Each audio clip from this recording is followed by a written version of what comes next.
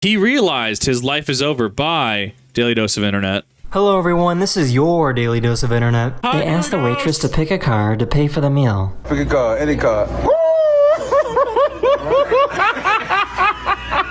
Oh no.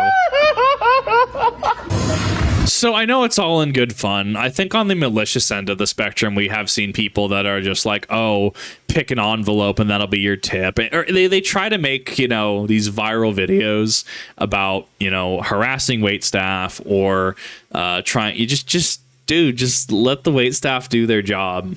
Like, this seemed like a little more in good fun, and then had the comedic hook of just like, oh man, I'm about to drop a lot of money, right? You know, 25% chance that his car got picked. I think something like that's a little more tame, and it's a little more in good humor versus some of the other things I've seen on social media. If you're thinking about doing something like, you know, making a short, making a little clip of you trying to, you know, do a thing with the thing like, hey, pick a random number. If you get the correct number, you'll get a $100 tip. If not, you get a $2 tip, right? Don't be that guy. Don't do that. Literally do not do that. It's not funny. You're not doing anything worthwhile. Like, just be a kind person, right? And then that gets to the whole argument of tipping culture, which I'm not going to get into today. I've already gone into that several times on stream. Not, ooh, it bit back. That was nice. Don't even talk to me. He's having a rough I think this day. might be a fully grown man inside of a baby's body. Who wants to go to the Four Seasons Orlando? They couldn't believe it when they saw a police officer pop a wheelie. Yeah, actually, yeah. Well, not every police officer is a jerk, right? I mean, there are those that want to have fun. There's absolutely cops, especially in the U.S., that are just jerks, man. Like, oh, well, you see that sign back there, or that sign ahead of you? That's a X speed zone, and you're going, why? I'm like, man, I haven't even crossed the sign yet. What are you talking about? So there's definitely officers out there that will get on your case, but there's also those that do like to have a little bit of fun, and it's the cool cops that we do need to, you know, we need to call out is not the word I'm going for, but really just kind of promote, right? Like, hey, more people need to be chill. Homie, if you're going to get stressed out over certain things, maybe you shouldn't be in this line of work. All I'm going to say.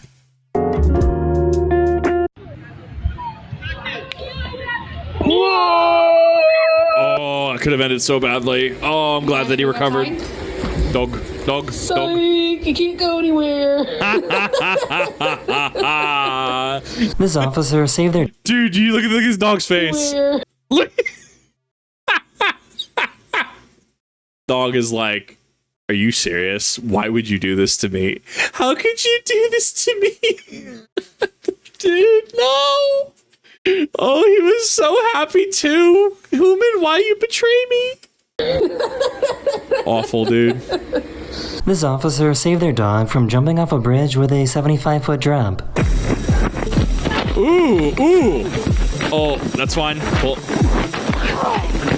There you go. I mean, it looks like they were wearing a harness too, so it's not like it was a collar around their neck. No, that was a very good reaction to the situation of, hey, let's just pull you up. Let's get you up here. We can deal with that, because that would have been very unfortunate. So that was really good reaction time on that. Oh, that's amazing. This company... I love that man. That man needs a raise, okay? Like, I've been to hibachi. I love hibachi girls. Oh, I need to go again, but to do that, I need like a group of like 8. Love that stuff, man. And God, it's so good, dude. That's a show. That man needs a raise. Made a flying car that actually works. I think this only works for very limited stints, though. I don't think that this is fully operational, the like flying car thing that we think about. I don't remember the exact specifics. I did know about this, though.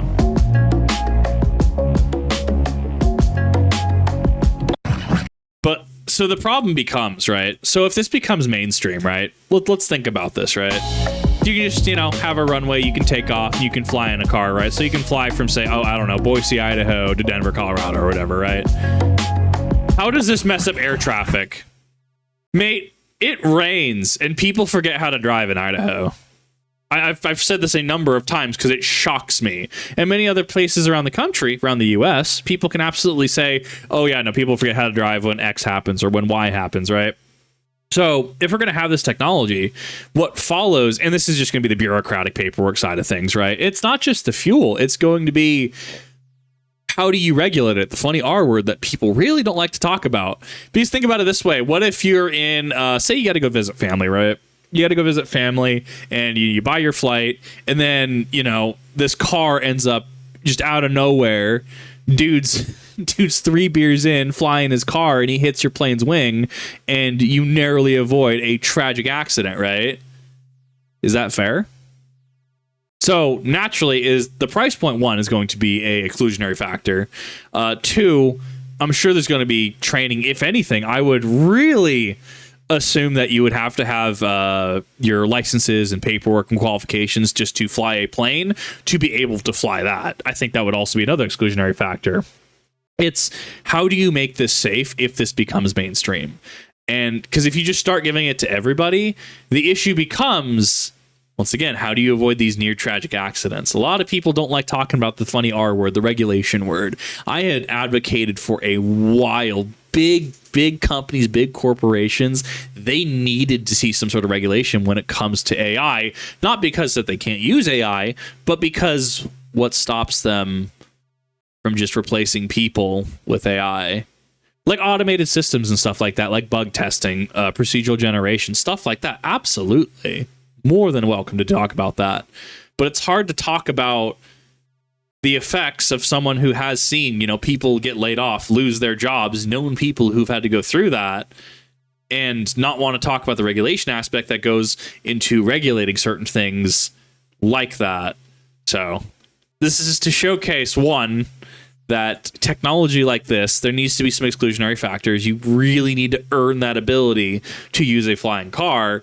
And second, sometimes that funny R word, regulation, sometimes it's not as scary or ill-meaning as people intend it to be. That being said, that's when you get to the bureaucracy back end of that, and that's where things can go absolutely sideways. I will not say that that's never the case.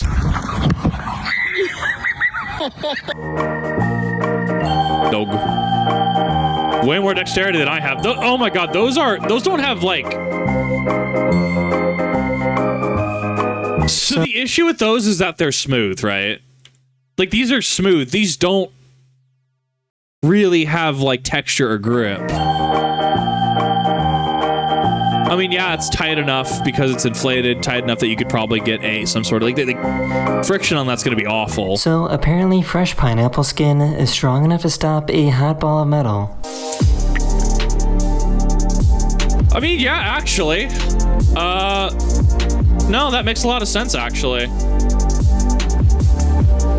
I mean, yeah, actually, that makes a lot of sense. I don't know what I was expecting. It's like, that makes sense? Social media is strange. This is a cool fact, though. I like this. The crowd started cheering when the horse manure cleaner guy showed up. Yeah, dude, the Chad. Look at this dude.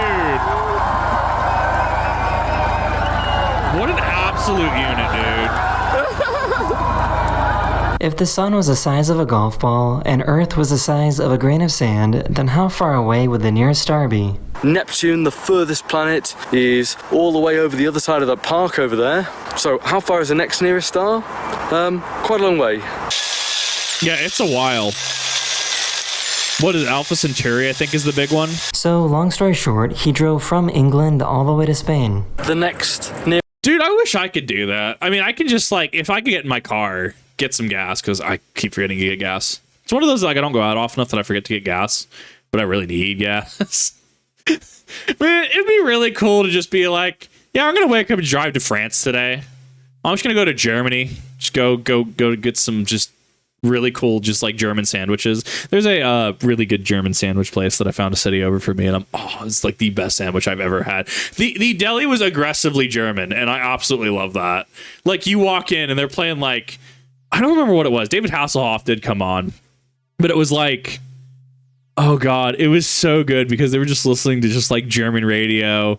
Bread was unsliced in bags. That kind of was just like a weird one for me. But being in the US, right, we slice bread. We're the weird ones in comparison. Like, dude, this like restaurant was aggressively German, and I absolutely love it.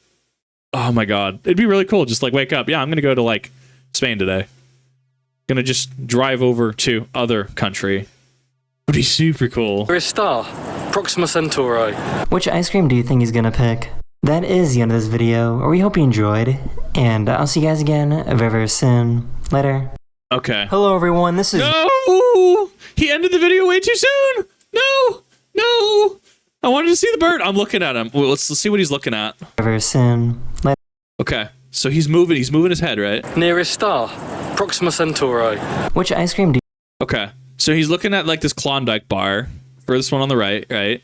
So second row up, furthest on the right. And it looks like he's moving towards up and left from that, the red pop. you think he's gonna pick? He is really looking back towards that. He really wants that Klondike. That is the end of this video. We hope you I think he's gonna pick this red Lucas pop right there, or he's gonna pick the one above it, the rainbow rocket kind of thing. But I mean, this bird, he's going for it. enjoyed, and I'll see you guys again very, very soon. Later. Sorry for the scuff at the end of that. This was great. I love it. If you have not checked out Daily Dose of Internet, you should definitely go ahead and check out Daily Dose of Internet. They're an awesome creator. Love the stuff that they put out. If you look in the description down below, and every single Daily Dose of Internet video that I do, and subsequently by every other video that I do as well, you will see a link to the original video I do react to, as well as the original channel from what that video came from. I want to do my part to normalize that on YouTube. I think that if you react to content, you should at the very least be able to cite your source, provide that in your video description somewhere. That way people can access the original content. I know when I first started watching react content, it was one of those that I wanted to watch the original video, and not a lot of people, even big creators, weren't linking the original video. So that's kind of my methodology behind that. But let me know what your thoughts are. Let me know what that bird wanted. Let me know if you got another fun fact about today's video that you'd like to share. And let me know what you think in the comment section down below. Thank you, everyone, for watching. I do appreciate it. See you all in the next one.